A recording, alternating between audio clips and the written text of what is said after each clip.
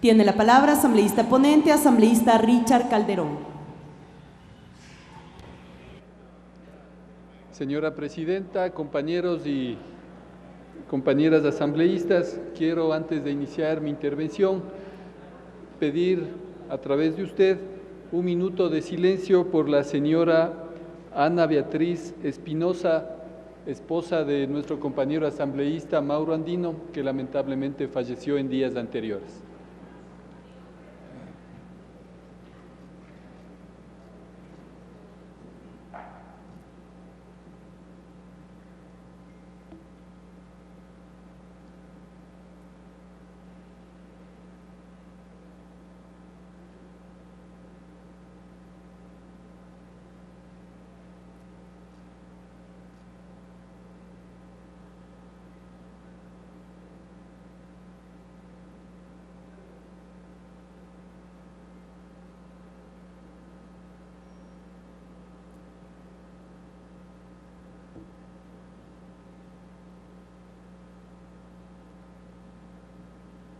Muchas gracias, señora Presidenta.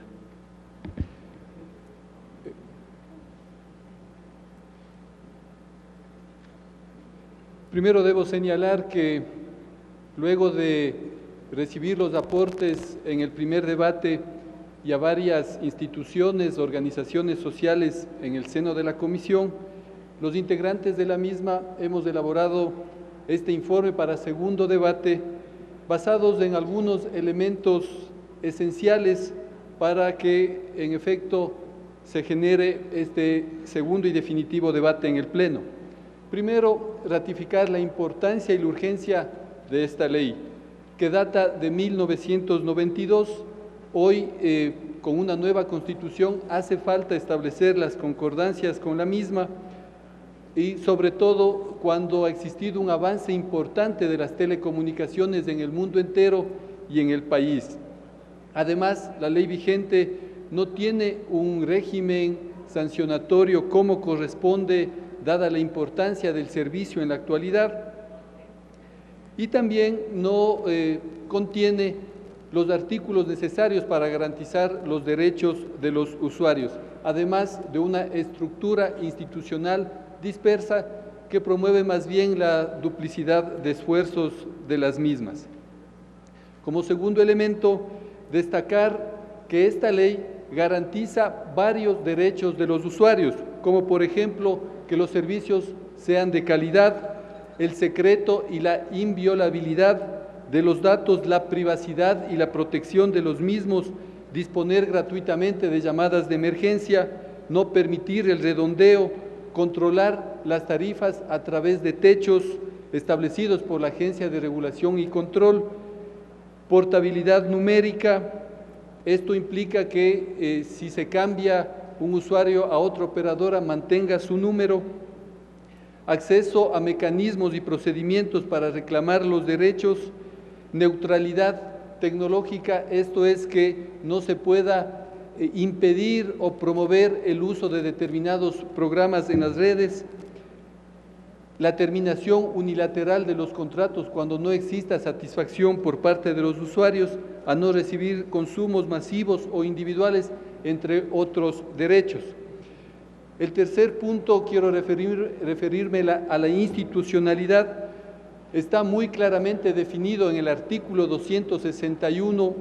la competencia exclusiva del Gobierno central en cuanto a telecomunicaciones y el espectro radioeléctrico. Además, en la disposición transitoria tercera de la Constitución, en el numeral 2, dice textualmente que las superintendencias existentes continuarán en funcionamiento hasta que el órgano legislativo expida las leyes correspondientes. Y precisamente es la ley de telecomunicaciones la que debe determinar la existencia o no de esta institución. Además, tenemos la sentencia de la Corte Constitucional de enero del 2012, en la que, si bien es cierto, el objetivo era determinar la autorización para la gestión de las empresas, claramente indica que el Gobierno central puede tener bajo su dependencia el organismo de control y regulación. Además, para garantizar la función de la superintendencia en el aspecto técnico, se garantiza que toda la infraestructura técnica, tanto de la superintendencia como del Consejo Nacional y de la Secretaría de Telecomunicaciones, pase a formar parte de la Agencia de Regulación y Control, así como también algo fundamental, los derechos laborales de los funcionarios de estos tres organismos de carácter nacional. Debo aquí resaltar, en cuanto a legislación comparada, que también países como Colombia, Perú y Chile tienen dentro de su ordenamiento jurídico organismos que realizan la actividad de regulación y control. También en el primer debate surgió algunas inquietudes con respecto al proceso de acuerdo comercial con la Unión Europea. Quisiera que se tome en cuenta fundamentalmente el artículo 143 del acuerdo comercial, en el que dice que las autoridades reguladoras para los servicios de telecomunicaciones serán jurídicamente distintas e independientes funcionalmente respecto a cualquier proveedor de servicios de telecomunicaciones. Aquí vale destacar la naturaleza jurídica de la Corporación Nacional de Telecomunicaciones, de etapa en que el carácter,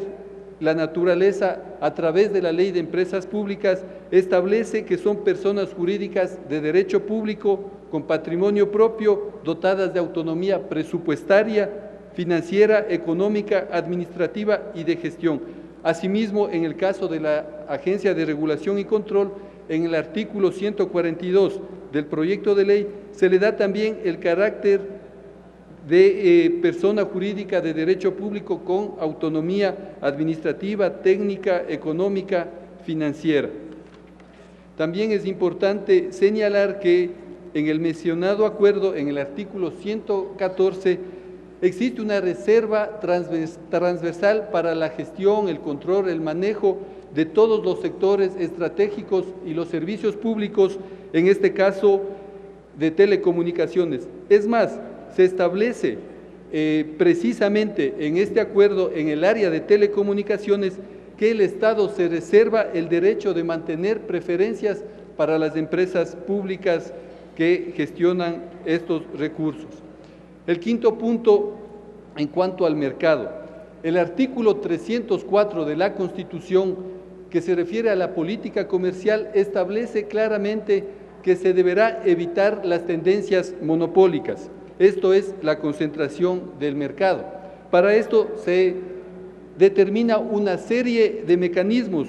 como por ejemplo la información contable de las operadoras, la fijación de techos tarifarios, precios y tarifas asimétricas, limitaciones en la comercialización de servicios y uso de equipos terminales, fijación de cargos de interconexión, obligaciones a compartir infraestructura, y además se establece un artículo de pago por concentración de mercado, es el artículo 34, que va desde el 30% en adelante, con una contribución, con un pago del 0,5% de los ingresos totales hasta un 9%. Tomando en cuenta que este no es un mercado perfecto, por un lado existe limitaciones en la oferta dadas las condiciones del espectro radioeléctrico, y por otro lado existe un consumo masivo que corresponde a las líneas telefónicas. Existen más líneas telefónicas incluso que habitantes en el país. De ahí es que se debe controlar que existan sanas condiciones de competencia para que los usuarios tengan servicios de calidad con tarifas accesibles. Existió preocupaciones en cuanto a esta medida sobre el equilibrio económico de los contratos, pero hemos revisado las cláusulas de los mismos, tanto en la cláusula 28 como en la 37, se establece claramente que el Estado puede adoptar medidas para regular la competencia en el mercado de telecomunicaciones. En cuanto a etapa, hemos conversado con los representantes de esta importante empresa pública del país. Como ha manifestado el alcalde Marcelo Cabrera, hemos revisado el articulado y tanto en el artículo 7 como en el 37, 14, 50 y en la disposición transitoria primera, se da la viabilidad para que Tapa pueda seguir prestando sus servicios y se respete los títulos habilitantes entregados a esta empresa pública. Sí quisiera hacer énfasis y ratificar la voluntad que tiene este proyecto de ley en cuanto a garantizar el acceso a las tecnologías de la información y la comunicación en todo el territorio nacional, a todas las personas más allá de su condición socioeconómica. Para esto se mantiene el 1% de los ingresos totales a los prestadores de servicios de telecomunicación, lo que permitirá que existan los recursos necesarios para que se pueda invertir en infraestructura, en equipamiento, en general en mejorar estos servicios en las zonas rurales, en las instituciones educativas, apoyar además brindando un elemento fundamental para la competitividad del sector productivo, herramientas necesarias con infraestructura eficiente para que el Estado en general, el país, pueda caminar en lo que se refiere a la transformación de su matriz productiva. Este ha sido un trabajo que nos ha permitido conocer el criterio de varias instituciones, organizaciones, el aporte de asambleístas del Pleno y el aporte de los asambleístas integrantes de la Comisión, por lo que sugerimos la viabilidad de este proyecto de ley. Muchas gracias, señora Presidenta encargada.